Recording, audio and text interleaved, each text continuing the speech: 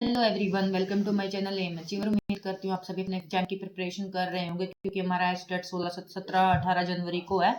तो मैं आज आपको अपने हिंदी साहित्य से रिलेटेड आप कैसे प्रिपरेशन करेंगे, आज मैं आपको वो बताऊंगी, क्योंकि समय टाइम बहुत कम है और यदि कोई चाहे तो इजिली प्रिपरेशन कर सकता है। क्योंकि हमने सिर्फ 90 मार्क्स लेने हैं, हमने 140 120 का कोई मतलब एम नहीं है। चाहे 90 ले लो 120 ले लो, हमें सिर्फ क्वालिफाई करना है। तो आप इतने कम समय में यदि मेहनत करोगे डेडिकेशन के साथ, तो आप इजिली गारंटी देती हूँ आप अपना एग्जाम कर सकते हो। ठीक है, तो आपको देखो, मैंने पहले सीडीपी के लिए मैराथन वगैरह जो जो टीचर की हैं वो मैं लास्ट वीडियो में बता चुकी हूँ।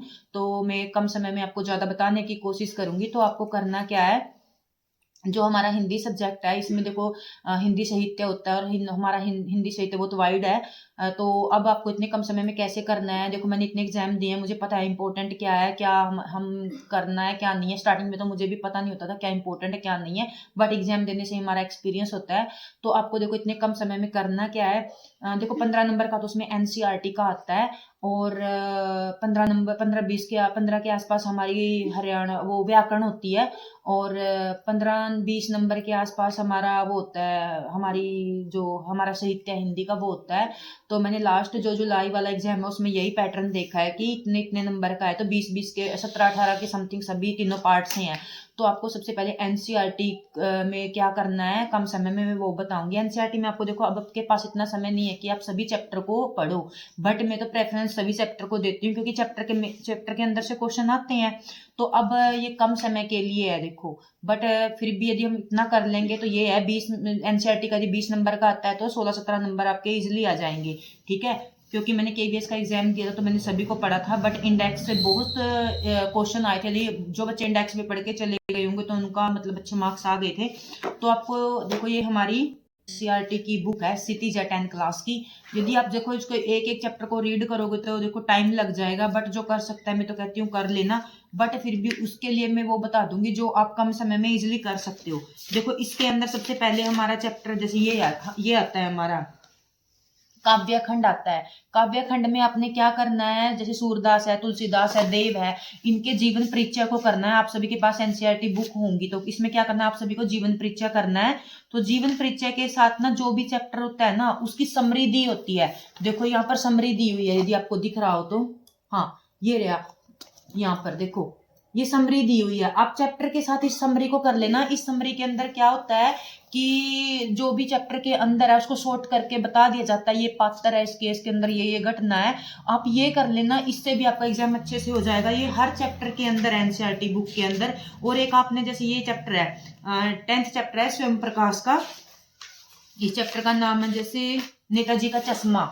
नेताजी का चश्मा ये वाला है। तो इसमें आपने क्या करना है, इसके अंदर आप पहले तो आप स्वयं प्रकाश का जीवन परिचय पढ़ेंगे, उसकी जो उपन्यास है कहानी है उनको करेंगे। उसको करने के बाद आप क्या, आपको ये भी पता होना चाहिए भी जो नेताजी का चश्मा है ये कहानी है, उपन्यास है, संस्मरण है भी, हिंदी की विधा कौन सी है। तो ये इससे क्वेश्चन बहुत ज्यादा पूछा जाता है। तो आप ये कर लेना, और साथ में इनकी शॉर्ट समरी होती है। यदि आप चैप्टर नहीं पढ़ सकते सिर्फ उनके लिए है, तो ये शॉर्ट समरी नीचे है चैप्टर के नीचे, ये यहाँ पर, ये हर चैप्टर के नीचे मिलेगी। आप इसके अंदर क्या होता है, जो चैप्टर के अंदर है उसको शॉर्ट करके बताया जाता है, आप इसको कर लेना। और ये हमारा एनसीईआरटी का हो गया। और आपने हिंदी व्याकरण में क्या करना है, मोस्ट इंपोर्टेंट टॉपिक सेलेक्ट करो और उन्हीं को करो। जैसे संधि से क्वेश्चन बनता ही बनता है, आपको संधि अच्छे से करनी है, समास अच्छे से करना है, और तत्सम तद्भव करना है, उपसर्ग प्रत्यय करना है, और जो मोस्ट इंपोर्टेंट है, और वर्ण शब्द वो होता है ना, जो महाप्राण, अलप्राण और सगोश अगोश, उनको बहुत अच्छे से करना है। उनमें से क्वेश्चन पूछा जाता है, इनमें अलप्राण कौन सा है, महाप्राण कौन सा है, वो वाला चैप्टर अपने अच्छे से करना है। वर्ण व्यवस्था होती है, जो हिंदी की वर्णमाला होती है उसको अच्छे से करना है। जो कंठस्थ पूछ लेते हैं, तालु को पूछ लेते हैं, इनको आपको बहुत बहुत अच्छे से करना है।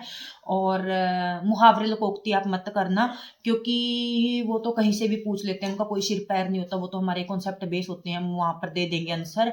और एक आप ना पर्यायवाची शब्द जरूर करना, समानार्थी शब्द, वो आपसे जरूर पूछता है, हर एग्जाम में पूछता है, और वो मैं उनको जरूर करती हूँ, क्योंकि वो कैब से क्वेश्चन हिंदी में बहुत ज्यादा आते हैं। तो वो कर लेना। और इसके बाद हमारा बचता है हमारा हिंदी साहित्य। हिंदी साहित्य में देखो इतना समय नहीं है कि भी आप सभी के सभी पार्ट को पढ़ो। हिंदी साहित्य में अब आपने क्या करना है, जो हमारा जैसे आधुनिक काल है वो बहुत बड़ा है और उससे क्वेश्चन बहुत ज़्यादा बनते हैं। ठीक है, यदि किसी के पास बुक है और टाइम है तो आप एक दिन में आधुनिक काल को पढ़ो, उसके मल्टीपल चॉइस क्वेश्चन यूट्यूब से लगाओ। यूट्यूब पे आप यदि ये सर्च करोगे ना आधुनिक काल के मल्टीपल चॉइस क्वेश्चन, आपको प्लेलिस्ट मिल जाएगी किसी भी टीचर की जिसकी भी आपको अच्छी लगे, तो आप उसको देखो। इससे क्या होगा, जैसे आपने आधुनिक काल पढ़ा फिर आपके मल्टीपल चॉइस क्वेश्चन हो गए, तो आपका ये हो गया, एक दिन आप आधुनिक काल को पढ़ लो उसके मल्टीपल चॉइस क्वेश्चन लगा लो, एक दिन आप भक्ति काल को पढ़ लो उसके मल्टीपल चॉइस क्वेश्चन लगा लो। और भक्ति काल में देखो मैं यही कहूंगी तुलसीदास, सूरदास, रसखान, रहीम, जयसी, इनके ऊपर आपको फोकस रखना है क्योंकि इनसे ज्यादा क्वेश्चन पूछे जाते हैं। और उसके बाद आता है हमारा रीतिकाल। एक दिन आप रीतिकाल में आप जैसे बिहारी से क्वेश्चन बनता है तो उसके दोहे वगैरह पे बन जाता है, तो आप रीतिकाल का भी ओवरव्यू एक दिन लेके उसके मल्टीपल चॉइस क्वेश्चन लगा लो। देखो 4 दिन में या 2 दिन में इजिली आपका कंप्लीट हो जाएगा। और एनसीईआरटी का तो मैंने आपको शॉर्ट फॉर्म बता ही दिया। आप उसकी जो राइटर है उसके राइटर के बारे में पढ़ेंगे और उसकी जो समरी है और चैप्टर की समरी उसको कर लो, और उसकी ये कौन सी विधा है, कहानी है, उपन्यास है, नाटक है, वो कर लो। अब हमारा रह गया, क्या रह गया, तो मैंने बता दिया शायद, हाँ वो रह गया उपन्यास, कहानी, नाटक क्या होते हैं। उपन्यास, कहानी, नाटक क्या होते हैं, ये था, दिख रही थी इसमें मैंने। अब हम देखो उसके बाद हमारा क्या रह गया, उपन्यास, नाटक, कहानी।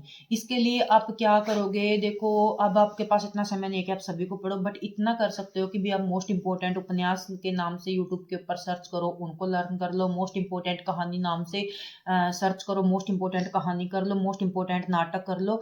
मैंने देखा है पैटर्न्स में नाटक और कहानी पूछे जाते हैं, जैसे प्रेमचंद के उपन्यास बहुत महत्वपूर्ण है, और नाटक हो गए, जयशंकर प्रसाद के नाटक बहुत महत्वपूर्ण है, ये आप कर लो।